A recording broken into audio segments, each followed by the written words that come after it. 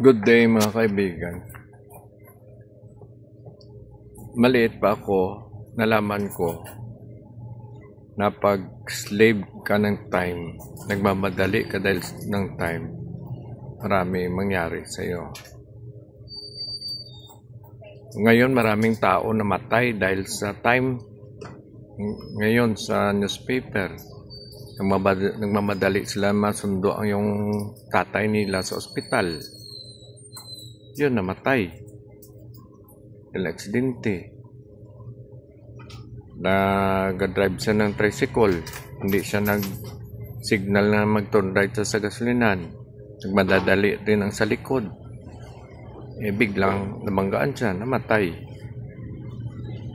Yun, may mga tao na namatay dahil sa time na yan. Nagtrabaho sila bilang sa construction. Uminom sila sa gabi. Ng umaga na hangover sila. Late na sila. Nagmamadali sila na kapunta sa trabaho. Yun, aksidente sila. Bali, ang isa patay. Yun, kasi kaya never be a slave of time. Kasi pag slave ka ng time, galit ka sa time, dahil late ka na, wala mangyari sa iyo. Anxiety ka mag-drive, stress ka dahil late ka na. Pag-iisip mo, hindi maganda. Yung isa, nag-drive siya sa mga bata kasi late na sa school. Yun, kahit maraming tao, nagmamadali siya. Yung isang tricycle driver, nagmamadali rin dahil may emergency. Galit siya kasi gusto niya padaanin siya. Hindi niya alam may emergency yung tricycle. Yun. Banggaan niya isang tricycle. Marami ring patay. Yun. Yung isa sa highway, hindi niya alam. Yung tricycle may emergency rin. Siya nagmamadali.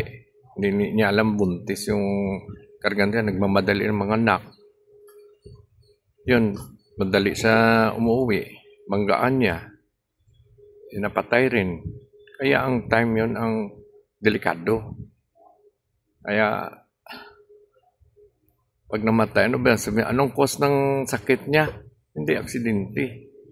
Dahil, alipin siya ng time, galit siya sa time, na-stress siya sa time, na-anxiety siya sa time. Kailangan kung mag-drive tayo, i-balance mo yung safety mo. Balance mo ang number one priority mo, ang safety mo, ang well-being mo. I-balance mo na kahit paano, hindi ka maano. Parang safe ka, tapos wala kang masasagasaan mga tao. Kaya pag late ka or what, bayaan mo yan, importante safety ka. Huwag mong magpa-stress ka kag mga anxiety, mentally healthy. Kasi pag galit ka sa mundo, obsess ka ng time, delikado ang mangyari sa iyo. So pag malate ka, halimbawa sa meeting or pagsundo ng mga bata mo sa boss mo, i-text mo sana malate ka kasi hindi maganda ang pakiramdam mo or what. O naghatid ka ng pasyente kahit ambulance ka, huwag ka magmamadali kung di kaya niya ang traffic. Tingnan mo ang traffic, tingnan mo ang tao sa paligid mo, tingnan mo kung di maganda, wag ka basta-basta pabilis ng takbo dyan. Hindi ka mag-reckless driving. Reckless driving yun eh. Dapat stay safe ang priority mo, hindi nga alipin ka ng time, obsess ka ng time. Makantay yun. Pero kaya lang kung malas ka, mamatay ka.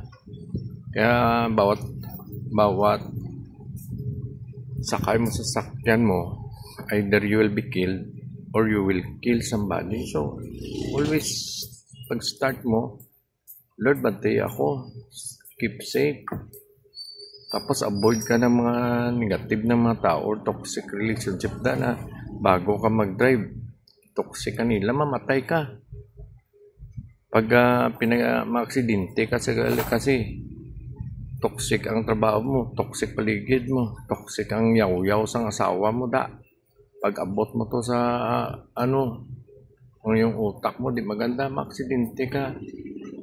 Kaya pag mga gano'n na mga ugali,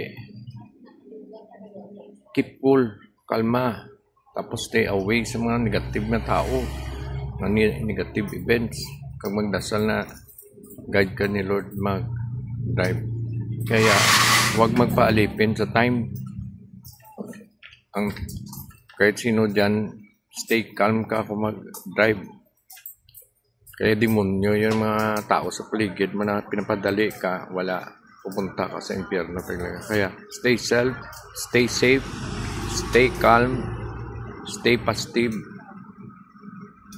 kag drive safely. Thank you.